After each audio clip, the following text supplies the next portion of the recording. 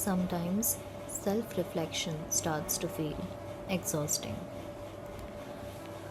Not helpful, not grounding, just very tiring. You sit down to write, and instead of feeling like you're understanding yourself better, it feels like you're going in circles. Same thoughts, same questions, same attempts to figure something out that never quite lands. And after a while, it creates a kind of resistance. Not because you don't care about understanding yourself, but mostly because you're tired of trying to understand yourself all the time. So you pull back, you stop writing as much, or when you do write, it feels forced, like you're repeating something you've already said before.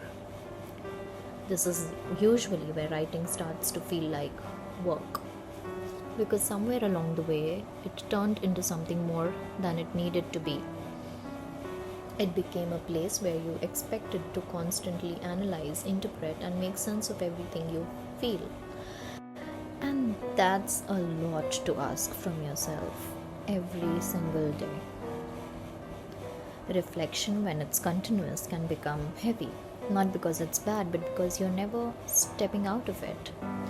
You're always looking inward, always trying to name something, always asking, what does this mean? And eventually, your mind gets tired of that question. This is where writing can take on a different role. Not as a tool for reflection, but as a place where reflection can pause. You don't always have to go deeper, you don't always have to understand something better than you did yesterday. Some days writing can just be surface level, simple, unanalyzed. You can write about what you saw, what you did, what felt ordinary. You can describe your day without turning it into something meaningful. At first, this might feel like you're doing less, like you're stepping away from the purpose of journaling. But you're not. You're giving your mind a break from constant interpretation. And that matters because reflection is only helpful when there's space around it.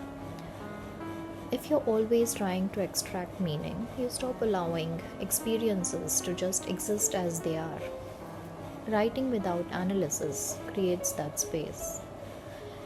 It lets your thoughts move without being questioned. It lets your day sit on the page without being turned into a lesson. And over time, something interesting happens. The pressure to figure things out starts to fade.